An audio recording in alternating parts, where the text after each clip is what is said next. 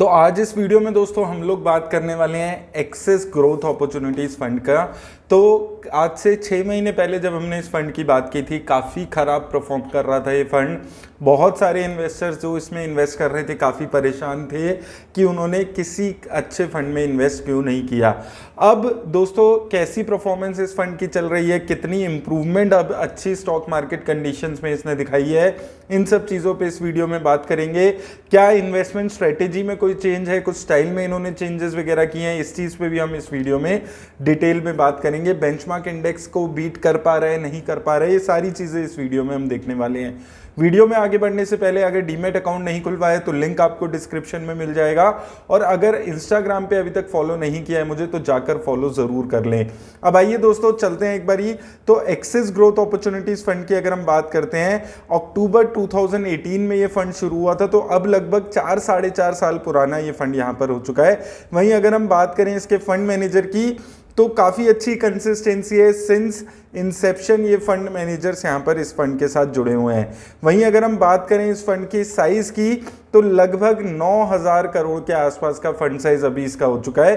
तो कंसिस्टेंटली अच्छा परफॉर्म करने वाला फंड ये कर रहा था शुरुआत से, और इस वजह से जो इसका फंड साइज था वो काफ़ी अच्छा अभी 4-4.5 साल पुराने फंड के हिसाब से हो चुका है। इसके अलावा दोस्तों अगर हम बात करते हैं इसकी मार्केट कैप एलोकेशन में, तो देखिए ये एक large and mid cap fund है, यानी कि लार्ज कैप और मिड कैप दोनों कैटेगरी की कंपनीज में ये पैसा लगाता है।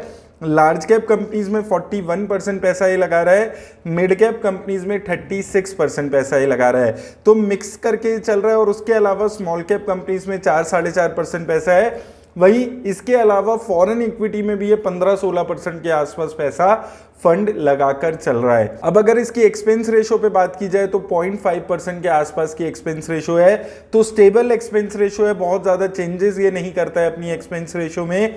और उसके साथ साथ आप ये भी देखेंगे कि काफ़ी लोअर लेवल पे एक्सपेंस रेशो इस फंड की हमेशा से रहती है। वहीं दोस्तों अगर इसकी रिस्क रेशोज पे यहाँ पर बात की जाए तो स्टैंडर्ड डेविएशन काफ़ी लिमिटेड है। जितनी कम स्टैंडर्ड डेविएशन होती है उतनी यहाँ पर ये दिखाता है कि फंड कितना ज़्यादा स्टेबल है। तो स्टेबल है स्टैंडर्ड डेविएशन के हिसाब से। अगर हम देखते हैं शार्प रेशो भी इसकी काफ़ी लिमिटेड है। टर्नओवर रेशो की बात करते हैं तो टर्नओवर रेशो भी इसकी काफ़ी कम है।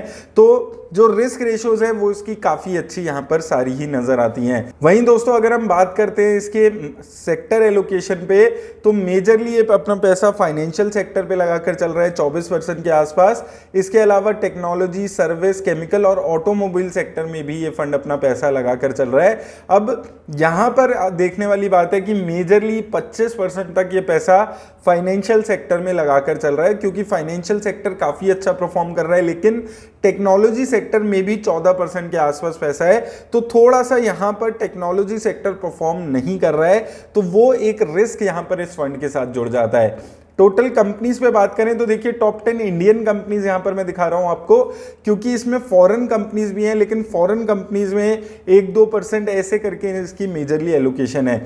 वहीं अगर हम यहाँ पर बात करते हैं बजाज फाइनेंस में सबसे ज़्यादा एलोकेशन है, 9% के आसपास एलोकेशन ये बजाज फाइनेंस में करके चल रहा है। इसके अलावा Tata Elxsi, Cholamandalam Investment, PI Industries, Astral Polytechnic, Avenue Supermart जैसी कंपनीज यहाँ पर आपको देखने को मिल रही है। तो मेजरली सारी ये वही कंपनीज है जो हमने 6 महीने पहले, 1 साल पहले, 2 साल पहले देखी थी। कुछ 1-2 कंपनीज हैं जो यहाँ पर टॉप 10 में चेंजेस देखने को मिले हैं। तो दोस्तों देखिए इस फंड की अब ये खासियत यहाँ पर क्या है कि पिछले 2-3 सालों में इस फंड ने परफॉर्म नहीं किया था। एक टाइम आया था जब काफ़ी अंडर परफॉर्मेंस रहा था, लेकिन उसके बाद भी बहुत ज़्यादा चेंजेस इसने अपनी स्ट्रेटेजी में नहीं किए। अब ये फंड ज़्यादा रिस्क लेने वाले इन्वेस्टर्स के लिए अच्छा होता है, क्योंकि ये high price to earning ratio वाली, हाई ग्रोथ वाली कंपनीज में पैसा लगाता है, जैसे कि एवेन्यू सुपरमार्ट्स हो गया, पीआई इंडस्ट्रीज, बजाज फाइनेंस और अलग अलग और भी कंपनीज इसके पोर्टफोलियो में है। लेकिन इसने मार्केट में जब गिरावट आई, इन कंपनीज ने परफॉर्म नहीं किया, तब भी इन कंपनीज में भरोसा दिखाया और बजाज फाइनेंस, एवेन्यू सुपरमार्ट जैसी कंपनीज को और अपने पोर्टफोलियो में ऐड किया। और अब आप यहां पर देखेंगे कि बजाज फाइनेंस में 9% की एलोकेशन है। तो जिन कंपनीज पे भरोसा करके चल रहा था, बुरे वक्त में इसने उन कंपनीज में ही अपनी एलोकेशन को और यहाँ पर इंक्रीज किया है। बहुत ज़्यादा चेंजेस ये अपने पोर्टफोलियो में फंड नहीं कर रहा है। अब अगर हम यहाँ पर रिटर्न्स की बात करें तो एक साल में अब ये फंड 32% की रिटर्न दे रहा है। तो अगर आपने एक साल पहले इस फंड में 10,000 रुपये लगाए होते, वो पैसा इस फंड ने आपका 13,000 के आसपास बना दिया था। 2 साल में 13% और 3 साल में 28% की रिटर्न्स है। सिंस इंसेप्शन अगर आपने पैसा ये लगाया होता तो 21% की रिटर्न है। तो एक साल में पिछले इस फंड ने अपनी जितनी भी अंडर परफॉर्मेंस थी उसको रिकवर बहुत अच्छे से कर दिया है और one of the best performing large and mid cap fund अब ये फंड दोबारा से बन गया है, जब से जो हाई रिस्क वाली जो कंपनी थी उसमें परफॉर्मेंस आपको देखने को मिला है। एसआईपी इन्वेस्टमेंट पे भी अगर आप यहां पर देखेंगे तो यही चीज देखने को मिली है। 3 साल में 20% की रिटर्न, 2 साल में 15% के आसपास की रिटर्न और 1 साल में भी 20% के आसपास की रिटर्न इस फंड ने यहां पर दी है।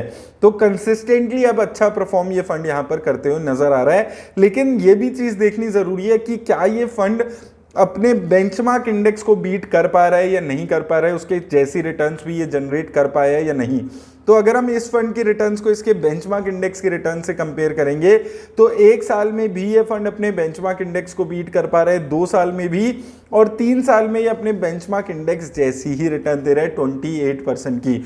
तो दोस्तों एक कंसिस्टेंट फंड ये अब दोबारा से अब एक अच्छी परफॉर्मेंस दिखाने लगा है। लेकिन आपको इस फंड में इन्वेस्ट करते हुए ये समझना है कि ये हाई रिस्क वाली कंपनीज में, हाई ग्रोथ वाली कंपनीज में मेजर अपना पैसा इन्वेस्ट करता है।